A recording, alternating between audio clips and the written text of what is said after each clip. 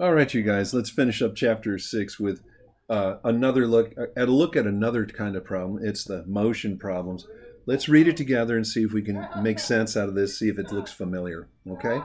That's my son going crazy in the outside.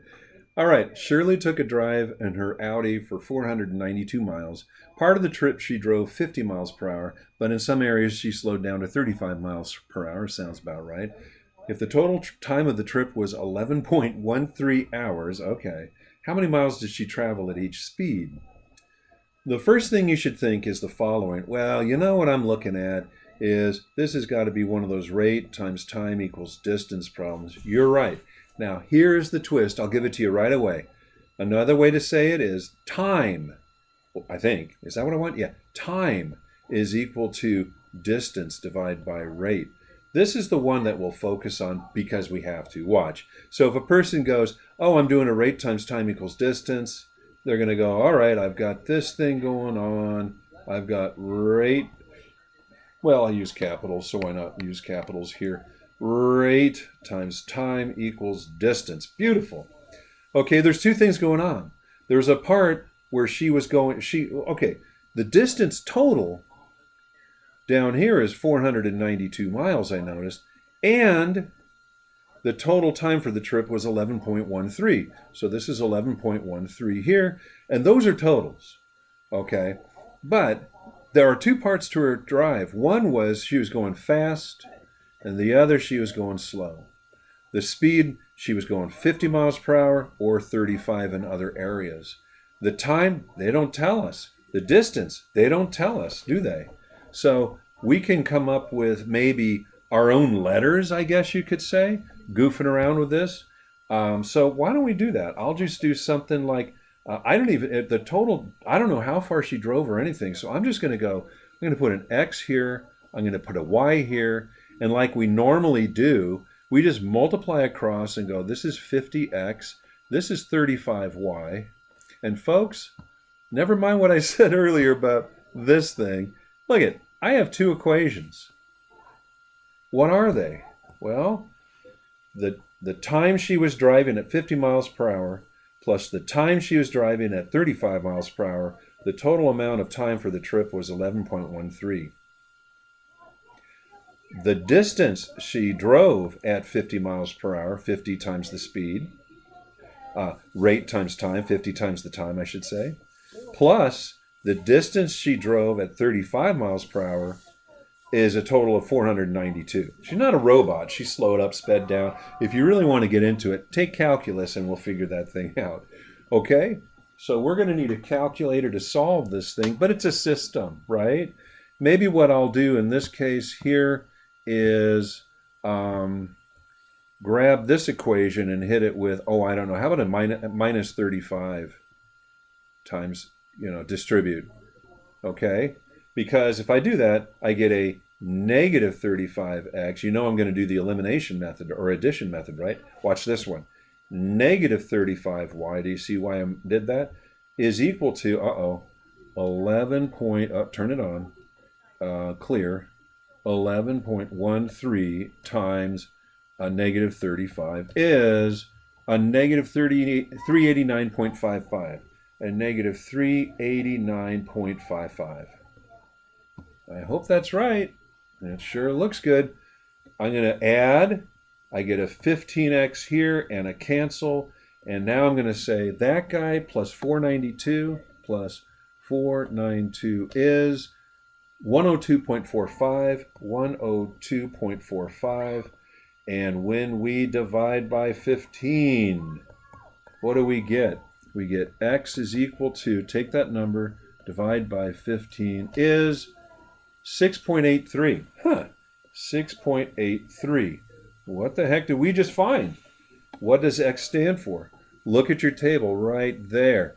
It's the time she drove 50 miles per hour. So 6.83 hours at 50 miles per hour. It says, question is, how many miles did she travel at each speed? We almost have it.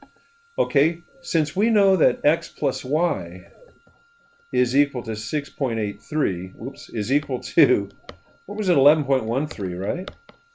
So is equal to 11.13, okay?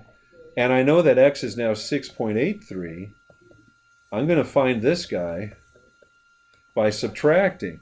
So y is equal to 11.13 minus 6.83. I'm just trying to figure out y. So I'm just going to go this. And it's negative 4. It's going to be 4.3. So y is equal to 4.3 hours at what? 35 miles per hour. Can you figure out the time? Or I'm sorry, the distance that she drove? Sure.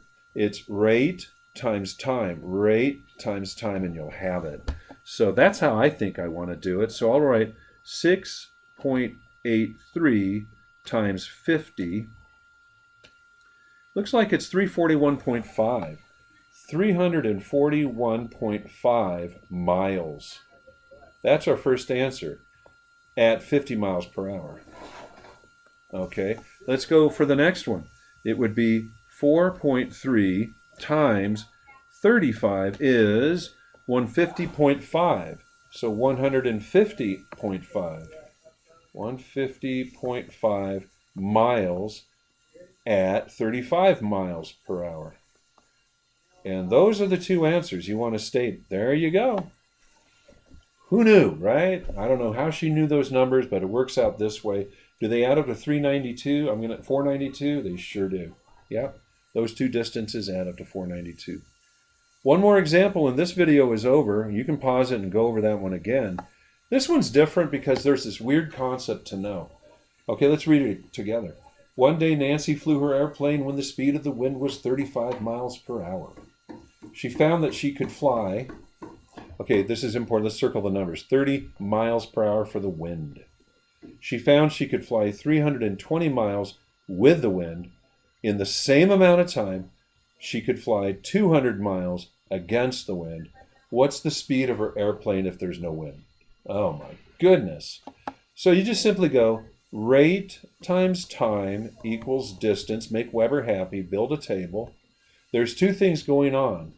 She flew what? With the wind. And then down here against the wind. Against the wind. That's right, Bob Seger. We are running against the wind. Okay. So what do we know? The speed of the wind is 30 miles per hour, and what else? Oh, she went 320 miles with the wind. So that goes here. With the wind, 320 against 200. Does that make sense? Here she is. She's flying this way, but the wind is going that way. Okay, so she's fighting it if you're going against. But if you're going with, here's the wind, and you're going with it, it speeds you up. The little cute little thing that they have us dream up is the following. When she flies with the wind,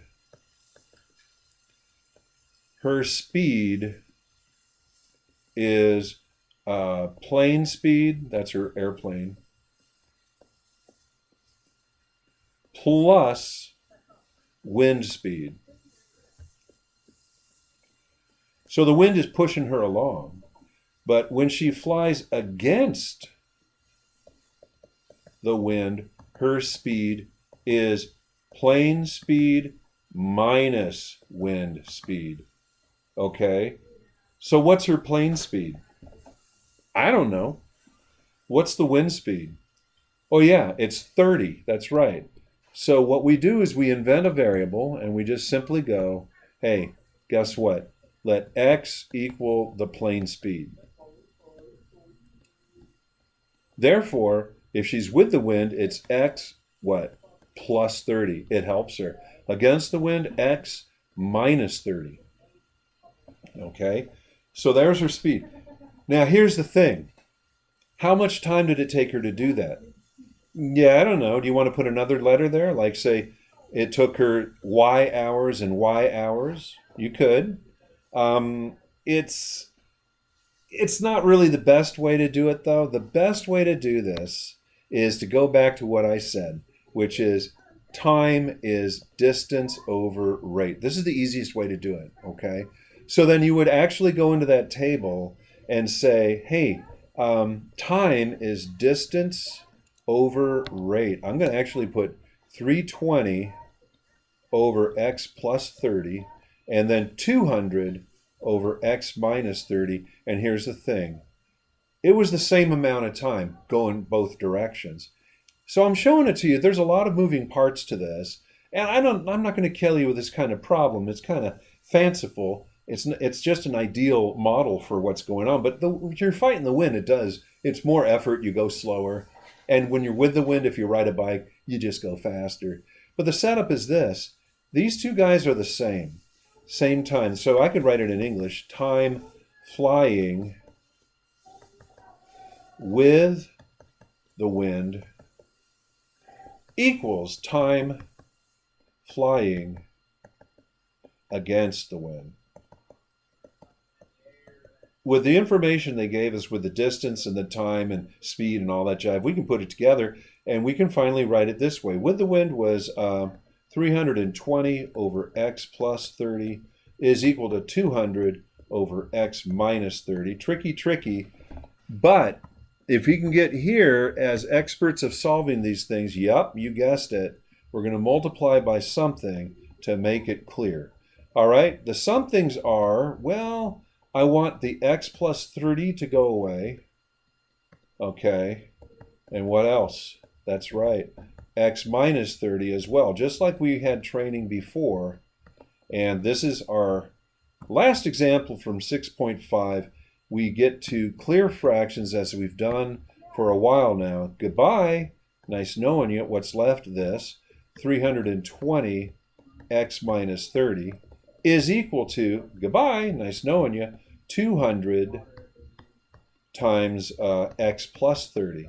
And the rest is, on your mark, get set, go. Who can solve it fastest? Let's see. Probably you guys. 320x minus, okay, calculator. 320 times what? 30. You're faster. I knew it. 9,600. Don't be afraid of that big old number. And then 200x, but plus 6,000, like so. Okay, I'll subtract this guy over. The new equation is now, look at that, 120x minus 9,600 is 6,000. And then, of course, add the 9,600 over.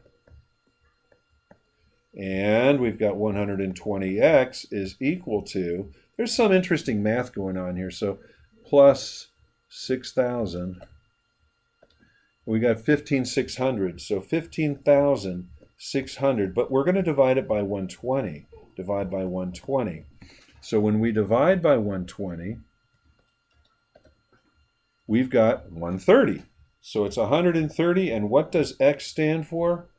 Plane speed. So the plane is going 130 miles per hour.